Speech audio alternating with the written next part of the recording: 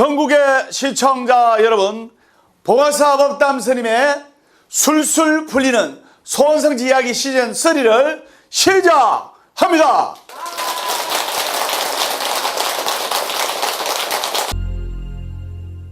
오늘 여러분들께 전할 부처님 말씀은 잘 웃는 사람이 성공한다는 주제를 가지고 뜨거운 열정으로 본문을 해볼까 합니다. 소문만복내라는 말이 있습니다. 즉 웃는 집안에는, 웃는 사람에게는 만복이 깃든다는 말이 있어요. 그리고 법류하심 자는 만복작이라, 또 하심하는 자에게도 만복이 깃듭니다. 그래서 여러분들이 일소 일로 일로라는 말이 있지 않습니까? 한 번 웃으면 한 번 젊어지고, 한 번 화내면 한 번 늙어지는 거예요. 잘 웃는 사람이 성공하는 거예요. 그래서 그 유명한 카네기 공대에 실험이 있었는데, 카네기 공대 졸업생들을 상대로 진행된 실험에서 재밌는 실험을 하게 됐는데, 카네기 공대생의 이 IQ는 높고 아주 머리가 똑똑하고 그 다음에 성적도 잘 나오고 재능 있는 학생들이었거든요. 근데 카네기 공대 졸업생들을 상대로 진행된 실험에서 어떤 결과가 나오냐? 재능이 있고 머리가 똑똑한 사람의 성공 확률은 높겠습니까? 낮겠습니까? 카네기대 졸업생들의 재능이 있고 머리가 똑똑한 사람의 성공 확률은 15% 이내고 85% 이상이 인간관계가 성공의 핵심이에요. 인간관계. 그래서 제가 저번 주에 인간관계를 잘하려면 말을 지혜스럽게 적재적소에 잘 써야 한다는 말의 위대한 힘에 대해서 제가 강의를 했지 않습니까? 그래서 면접을 볼 때도 말을 잘해야 되지 않습니까? 맞죠? 그래서 그러면 85% 이상이 인간관계가 성공의 핵심인데, 그러면 인간관계는 무엇으로 알 수가 있느냐? 수만 명의 사람을 백만장자로 만들었던 브라이언 트레이시는 한마디로 단언합니다. 바로 인간관계는 얼마나 잘 웃느냐에 따라서 결정이 되는 거예요. 예를 들어볼까요? 법원에 이혼하는 부부가 남녀가 갔어요. 웃는 거 봤습니까? 서로 외면하고 웃음기 싹 가신 얼굴 아닙니까? 근데 보세요. 신혼 때 좋아서 결혼할 때는, 신혼 때는 막 보면 깨다가 쏟아지고 얼굴이 막 보면 좋아 죽으려지 않습니까? 맞죠? 그래서 이혼하는 부부의 대표적인 증상은 웃음이 사라지는 거예요. 신혼부부의 대표적인 증상은 웃음기가 많다는 겁니다. 그래서 또 고객에게, 손님에게 웃음을 줄 수 있다면 그 셀즈맨은 탁월한 성과를 내는 거예요. 제가 어느 은행을 이렇게 한 번씩 공과금 내려가는데 얼굴이 못생겼어요. 얼굴 못생겼는데 어떤 분이 지점장을 한 5년 빨리 한 거예요. 근데 그분이 항상 웃는 거예요. 항상 웃는 거예요. 그 밑에 부하 직원은 얼굴도 잘생기고 양복도 막 쫙 카리스마가 있는데 표정이 너무 딱딱해. 경직돼서 잘 안 웃어. 그러니까 손님들이 오해를 하는 수가 있는 거예요. 여러분들이 내가 기분이 안 좋고 슬프고 화나고 또 남편한테 욕대로 먹고 또 아내한테 바가지 긁겠다고 해서 그 무표정한 또 화난 표정으로 또 기분 안 좋은 그 모습으로, 무뚝뚝한 모습으로 일터나 또는 사회나 직장으로 나갔을 때 외부 사람들은 저분이 열받아서 나한테 무뚝뚝하거나 그걸 모른단 말입니다. 무슨 말인지 아시겠습니까? 그래서 초도 효과를 해가지고 우리가 상대방을 판단할 때 5분 이내로 저 사람을 판단하는 거예요. 거기는 목소리, 또 모습, 그 다음에 옷 입은 모습, 여러 가지 모습 판단하는데 그 중에 제일 결정적인 게 얼굴을 보고 그 얼굴에 화사하게 웃느냐 안 웃느냐의 모습을 보고 화사하게 웃으면서 나를 대하고 사람들은 나에게 친밀감이 있구나 하면서 마음의 경계심을 풀 수가 있는 거예요. 그렇기 때문에 웃음을 줄 수 있는 사람이 성공하는 거예요. 40이 넘으면 자신 얼굴에 책임을 지라는 말이 있습니다. 지금 이 중에도 활짝 웃는 사람이 있고, 또 어떤 사람은 아침에 남편한테 닦이는가 아내한테 닦이는가 뭔가 불평불만의 모습으로 있는 사람이 있어요. 그 다음에 활짝 웃는 사람은 병이 잘 안 걸려요. 면역력이 강해집니다. 왜 웃는데 병이 잘 안 걸리고 면역력이 생기냐? 우리 몸에서 베타 엔돌핀이 나옵니다. 기분이 나빠, 열받아. 그래도 웃어도 우리가 얼굴 근육을 웃는 방향으로 해가지고 활짝 웃게 되면 우리의 뇌는 뭐냐? 우리 주인님이 웃는구나 하면서 몸에서 엔돌핀을 보내는 거예요. 근데 기분 나쁜 일이 없어도 우거지상으로 있으면 우리 주인님이 심기가 불편하시구나 하면서 뇌에서 스트레스 호르몬 아드레날린을 분비하게 되는 겁니다. 그렇기 때문에 잘 웃지 않는 사람은 아플 확률이 높고, 잘 웃지 않는 사람은 병이 잘 올 확률이 굉장히 높은 거예요. 바꿔서 말해보겠습니다. 병원에 한번 가보세요. 병원에 환자들이 잘 웃습니까? 안 웃어요. 다 이랬습니다. 그럼 이제 스님요, 아프니까 인상을 찌푸리지 않습니까? 천만의 말씀. 평상시에 인상을 찌푸리고 어두운 표정이기 때문에 병이 찾아오고, 똑같은 병에 노출이 됐을 때 면역력이 약해서 병에 걸릴 확률이 높아지고 병이 잘 걸리는 거예요. 생기가 넘치고 건강한 사람 보세요. 웃잖아요. 이렇게 밝게 웃잖아요. 법담선생님 보세요. 이렇게 밝게 웃잖아요. 그걸 알았어요. 그래서 도스토옙스키의 소설 사가의 기록에 이런 말이 있습니다.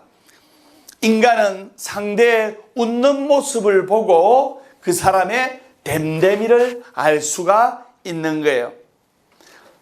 여러분들이 상대를 전혀 알지 못하는데도 그 사람의 웃는 모습에 호감을 느끼게 된다면 그 사람은 당신을 착한 사람이라고 확신 있게 말할 수 있는 거예요.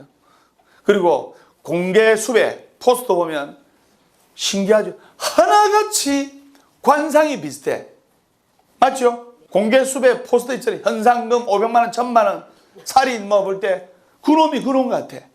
왜? 나쁜 생각을 하니까 생각이 나쁜 쪽으로 모이고 얼굴 표정도 나쁜 쪽으로, 험악한 쪽으로 가는 거예요.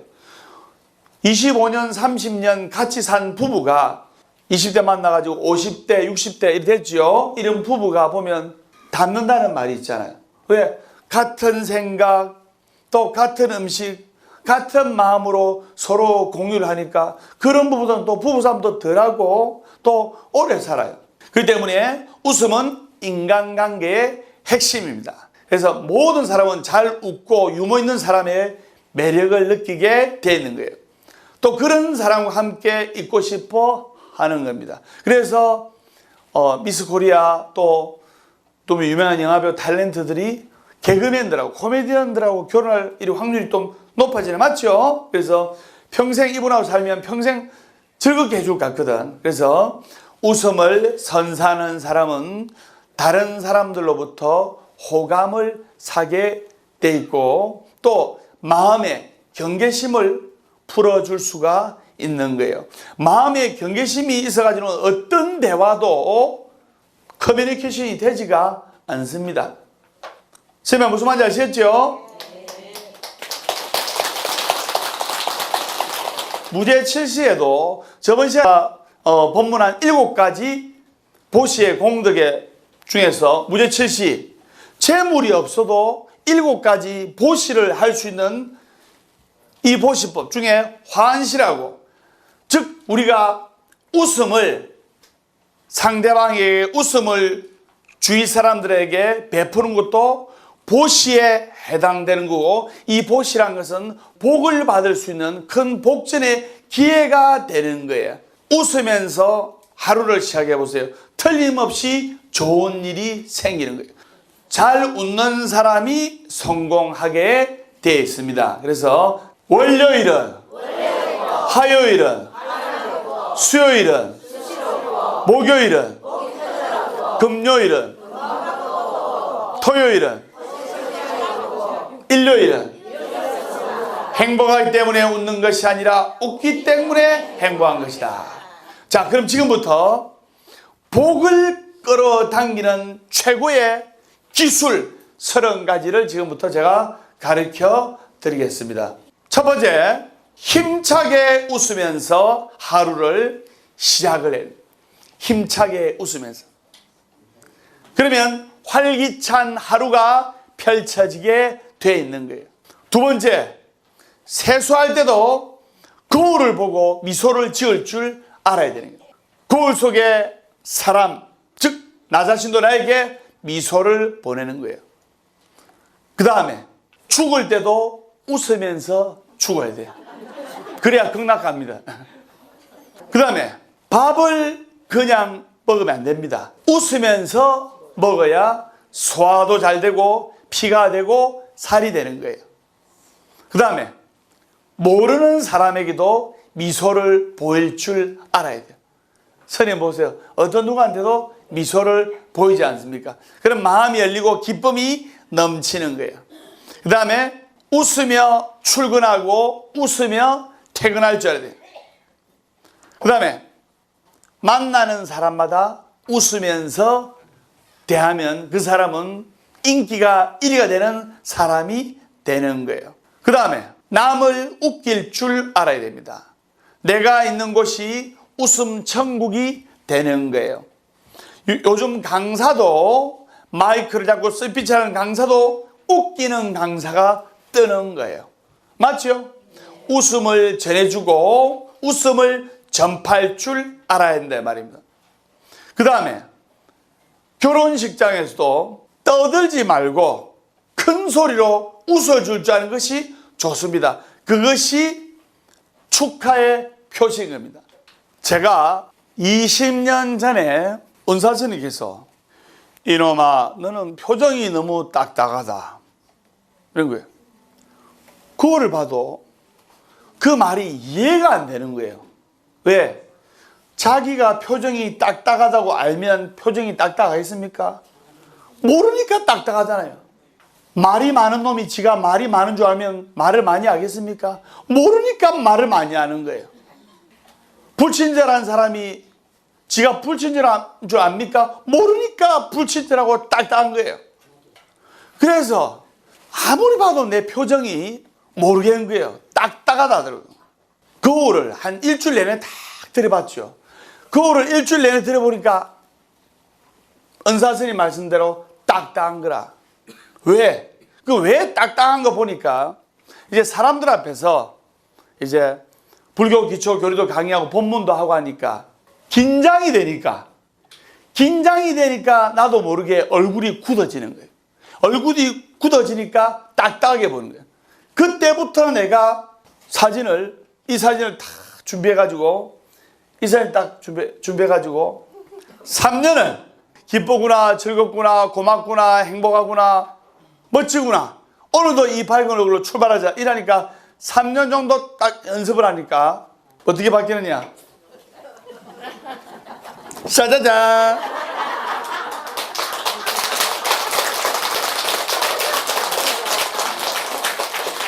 이렇게 관상이 바뀌는 거예요.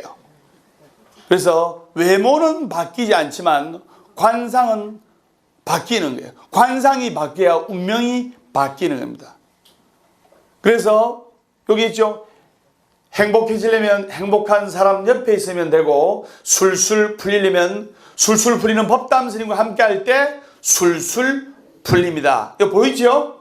그래서 여러분들도 웃으려고 노력을 하고 웃으려고 연습을 하고 하면 어느새 여러분들도 마음의 심상이 바뀌어서 관상이 바뀌는 거예요. 그래서 그럼 또 신랑 신부도 식이 끝날 때까지 웃는 모습이 좋아요. 그리고 남편분이든 아내분이든 제가 선장입니다. 집에 들어올 때 웃어라. 행복한 가정이 꼽힌다. 집에 들어올 때 아내가 우거지상으로 들어온다든가 집에 들어올 때 남편이 우거지상으로 들어오면 그 집안은 굉장히 어두워져요. 맞죠? 그래서 여러분들이 웃음을 잃으면 안 됩니다. 그 다음에 돈을 빌릴 때도 따라하세요. 돈을 빌릴 때도 웃으면서 빌리자. 친구야, 일주일만 쓰고 줄게. 이러면 친구가 마음의 문을 다 죽어가는 표정으로 이러면 친구가 거부감을 느끼게 됐어요. 그래서 웃는 얼굴에 절대로 침 뱉지 못하는 거예요. 그 다음에 여러분들이 힘들고 괴로울 때 옛날에 즐겁고 행복하고 웃었던 일을 생각하면서 웃는 것이 아주 좋습니다. 그 다음에 책을 보더라도 즐겁고 용기와 희망이 생기는 책을 읽는 것이 좋습니다. 그 책을 읽으면서 한번 즐겁게 웃어보는 것도 이 웃을 수 있는 비결 중에, 복이 들어오는 비결 중에 한 가지입니다. 선생님 무슨 말인지 아시겠죠? 네. 이거는 진짜로 중요한 겁니다. 제가 선정하겠습니다. 도둑이 들어와도 두려워 말고 웃어라. 그러면 이제 도둑이 놀래가 도망가 버립니다. 미친놈인 줄 알고.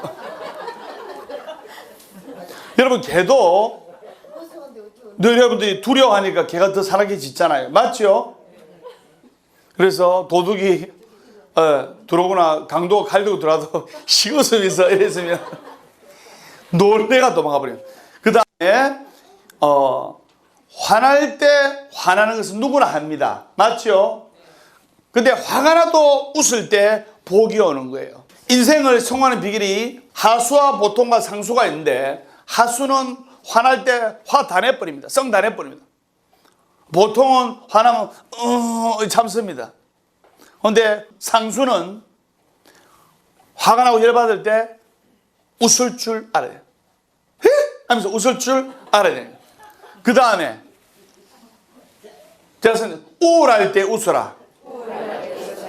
우울할 때 웃으면 우울증도 웃음 앞에서는 맥을 쓰지 못합니다. 그리고 힘들 때 웃어라. 힘이 저절로 생겨납니다. 그 다음에 웃음 노트와 감사 노트를 만들어 가지고 즐겁고 행복하고 웃겼던 일을 기록하고 찾아보면 이 웃을 일이 많아지는 거예요. 웃음도 바로 학습의 효과입니다. 화 잘 내는 사람은 항상 화만 잘 내고 잘 웃는 사람은 잘 웃잖아요. 맞죠? 네. 그 다음에 만나는 사람 볼 때마다 돌아가신 아버지 어머니가 다시 살아온 것처럼 기쁘게 대하면 바로 나에게 기쁨과 감사가 충만해지게 되어 있는 거예요. 그 다음에 오래 살려면 웃어야 돼요. 그래서 1분 웃으면 이틀을 더 살게 되는 거예요.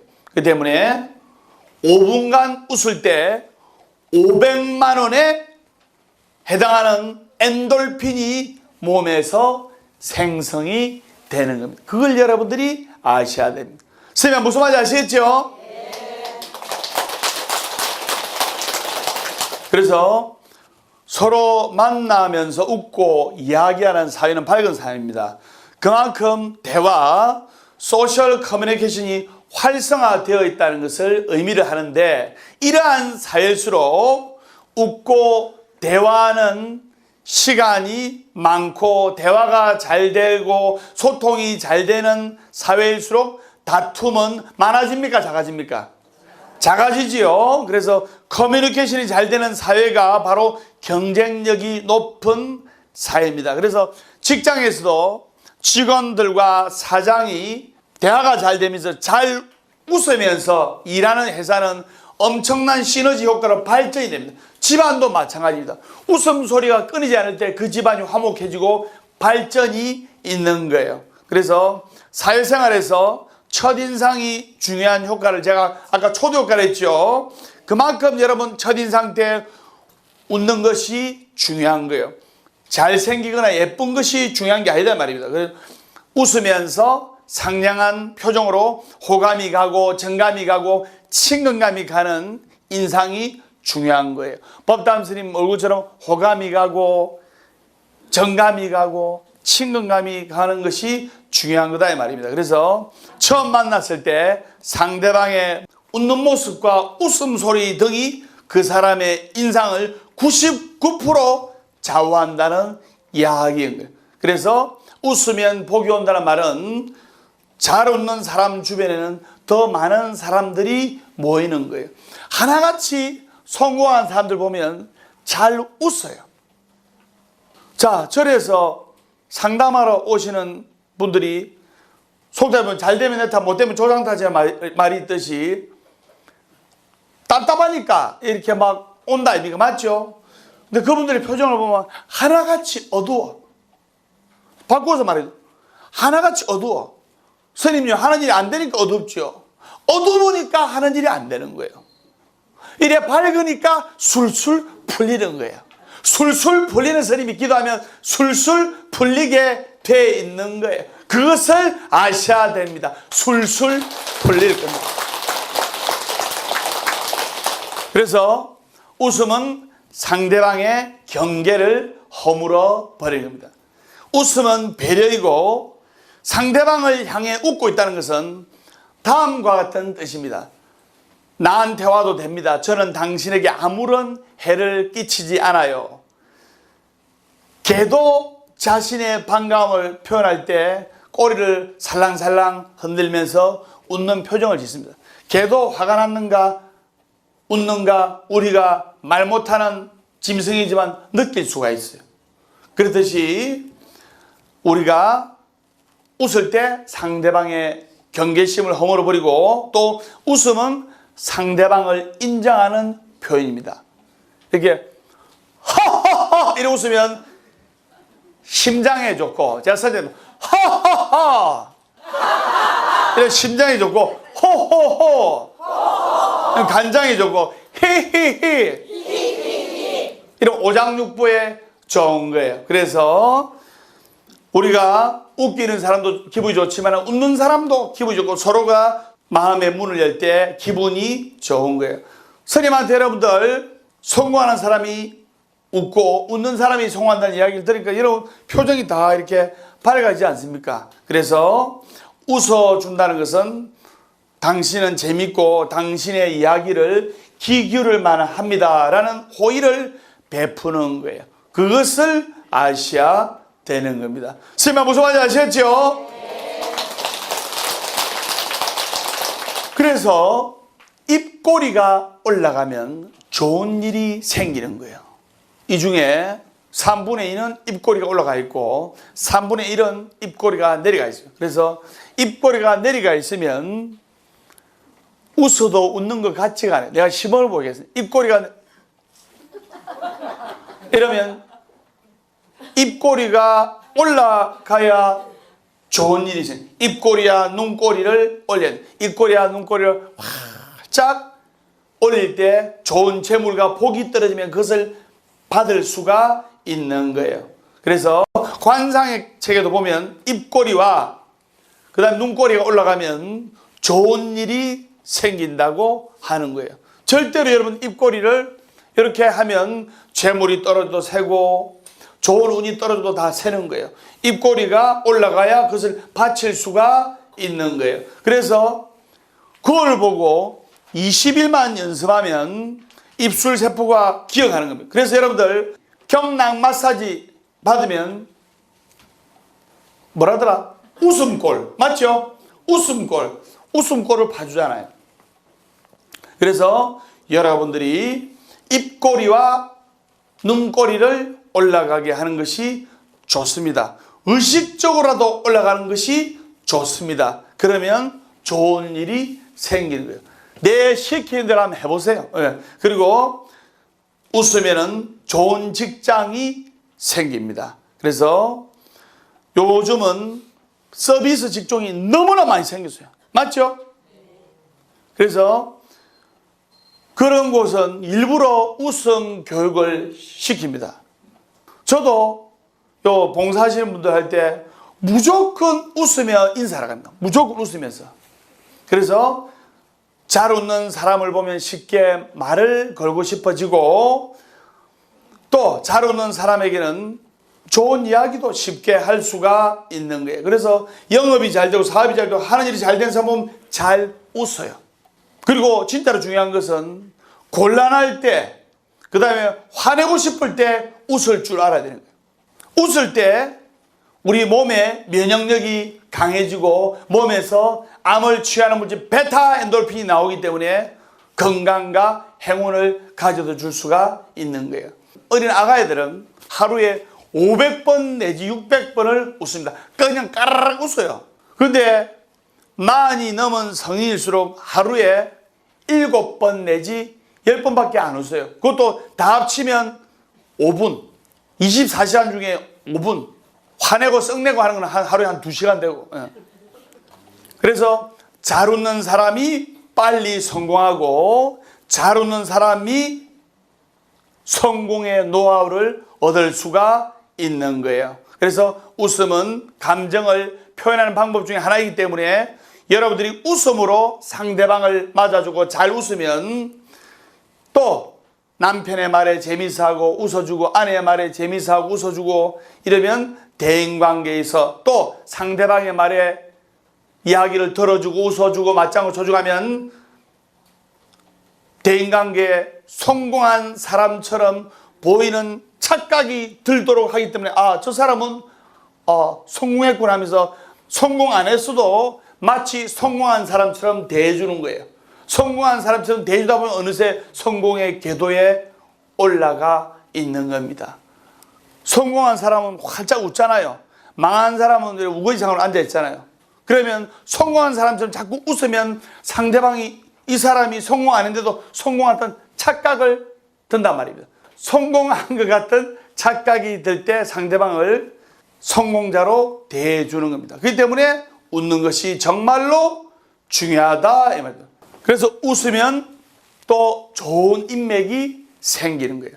잘 웃는 사람한테는 사람들이 많이 모이게 되는 겁니다. 그래서 여러분 웃는 것이 정말로 중요한 거예요.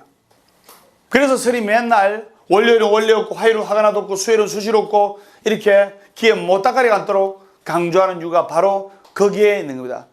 한국불교대표방송 BTN에서 한국불교대표 스님 법담 스님이 전하는 법문을 듣고 마음의 희망, 용기를 얻어서 힘차게 출발하신다면 법담 스님 또한 행복하고 감사하고 희망의 축복을 얻는 거나 똑같습니다. 그래서 절대로 할 수 없는 것을 절대로 해내는 것이 바로 부처님의 법입니다. 스님이 맞습니까? 네. 도서법담 스님의 술술 풀리는 소원성취하기 신설이 여기까지 하고, 자, 질문 있는 분 질문 받도록 하겠습니다. 손 한번 들어봐 주십시오. 네. 오늘 법담 스님 법문 잘 들었습니다. 네. 스님, 저는 초발신자로 아직 불교에 대해서는 잘 모릅니다. 네. 그런데 육법공양이라는 것이 있는데요. 이 육법공양이 무슨 의미인지 궁금합니다. 법담 스님의 좋은 가르침 부탁드립니다. 네. 박수 한번 주세요. 네. 젊은 불자가 절에 오는 모습이 참 보기 좋습니다. 그래서 육법공양이라고 있는데, 육법공양, 그것은 뭐냐면 향등다과미화라 해가지고 부처임진에 올리는 6가지 법담 공양이 있는 거예요. 그래서 향공양은 그 뜻이 다 있습니다. 그래서 향공양은 바로 희생과 봉사와 화합을 뜻합니다. 그렇기 때문에 향을 피울 때 빨주노초 파남보 색깔의 총천연색 향의 색깔을 피우더라도 향의 색깔은 단 한 가지입니다. 맞죠? 그렇듯이 여러 가지 색깔의 향을 피우더라도 한 가지 색깔로서 화합이 된답니다. 화합. 그렇듯이 우리가 각계 각층에서 살아온 불자라 하더라도 향불처럼 이렇게 기도한 그 순간에는 화합이 된답니다. 그 다음에 향이 자기의 몸을 태움으로써 아름다운 향기, 좋은 향기를 발산합니다. 그렇듯이 희생과 봉사를 뜻합니다. 그래서 자기의 몸을 희생해서 향불처럼 주위 사람들에게 도움을 주고 희망과 용기를 주자는 그런 뜻이 있습니다. 향공양 했고, 그 다음에 등공양. 등공양은 이제 등불공양 또 촛불공양이라고 하는데, 여러분 촛불 많이 밝히지 않습니까? 그래서 이걸 촛불신앙이라고 하는데요. 초가 자기 몸을 태움으로써 주위에게 빛과 광명을 줍니다. 그렇듯이 촛불 밝히는 우리들도 주위에게 도움을 줘야 되고 주위에게 밝음과 광명을 줘야 돼요. 그래서 우리가 촛불 같은 삶을 살아야 됩니다. 어머니들은 사실 촛불 같은 삶을 살지 않습니까? 자기 몸을 희생해서 자식들 또 남편을 위해서 평생을 이렇게 헌신하지 않습니까? 전국의 우리 어머니들에게 박수 한번 드리세요. 그래서 촛불공양은, 등공양은 바로 반야와 지혜를 뜻합니다. 이 밝아진다는 것은 우리가 머리 나쁜 사람 보고 야 이 먹통하지 않습니까? 맞죠? 그래서 밝음, 지혜, 반야를 뜻합니다. 그리고 다공양, 다공양은 우리가 부처님 전에 차를 올립니다. 그리고 새벽 예불할 때도 아금 청정수 변이감로다 봉헌삼보전이란 말이 있습니다. 내가 청정한 물을 변이감로다 감로수로 바꾸어서 봉헌삼보전 부처님께 올려니 원수의 납수 자비스러운 마음으로 저희들을 지켜주시옵소서 이 뜻인데, 그래서 청정다라에서 우리가 시원한 물을 마시면 속이 시원하지 않습니까? 여러분들 법담 스님의 술술 풀리는 법문을 듣고 속이 시원하지 않습니까? 그래서 청정을 뜻하고 청량을 뜻합니다. 그리고 향등다, 과일공양, 과일공양은 바로 결실을 뜻합니다. 결실. 그래서 봄에 농부가 과일 농사를 열심히 지었으면 가을에 사과든 배든 핵과일을 풍성하게 수확을 합니다. 맞죠? 그렇듯이 과일 농사를 잘 지었을 때 풍성한 수확을 합니다. 그렇기 때문에 과일은 바로 내 아들, 딸에 대한 자손에 대한 바로 결실을 뜻합니다. 그리고 향등다과 미공양은 바로 선열미로서 밥을 먹으면 기쁘잖아요. 맞죠? 기분도 좋고. 그래서 부처님께 마지밥을 올리고 부처님께 쌀을 올림으로써 우리가 기쁨과 행복과 축복을 기원하는 겁니다. 그리고 마지막으로 화공양. 화공양이 뭐죠? 예, 꽃공양입니다. 그래서 꽃은 만행화라서 봄에 개나리가 피려면 겨울 내내 엄동설안의 추위와 고통을 이겨내야 됩니다. 그래야 봄에 노란 개나리가 핍니다. 그렇듯이 우리가 인고의 고통을 이겨냈을 때 꽃공양처럼 만행화, 즉 행복의 결실을 맺을 수가 있는 거예요. 그래서 내가 지금 괴롭고 힘들고 슬프다 하더라도 이 고통을 이겨낼 줄 알아야 되는 거예요. 우리가 어둠의 터널을 갑니다. 어둠의 터널을 갈 때 이 깜깜한 터널이 평생 갈 것 같지만 참고 인고의 세월을 이겨내면 이게 얼마 후면 광명의 밝음으로 태양이 비추듯이 오늘 내가 가야 하는 길이 비록 비에 젖고 괴롭고 슬프고 아프다 하더라도 이것을 참고 나가면 언젠가는 햇빛 개일 날이 있다는 것을 명심을 하셔야 되는 겁니다. 선생님 무슨 말인지 아시겠죠? 다음 주는 제주도의 푸른 바다에서 시청자 여러분들을 뵙도록 하겠습니다. 제주도에서 더욱더 열정적인 모습으로 법담 스님도 지금 설레기가 잠이 안 옵니다. 그래서 제주도에서 뵙도록 하겠습니다. 봉학사 법담 스님의 술술 풀리는 소원성 이야기 신설이 다음 시간에 밝고 건강한 모습으로 뵙도록 하겠습니다. 우리 다 같이 인사하겠습니다. 술술 풀릴 겁니다.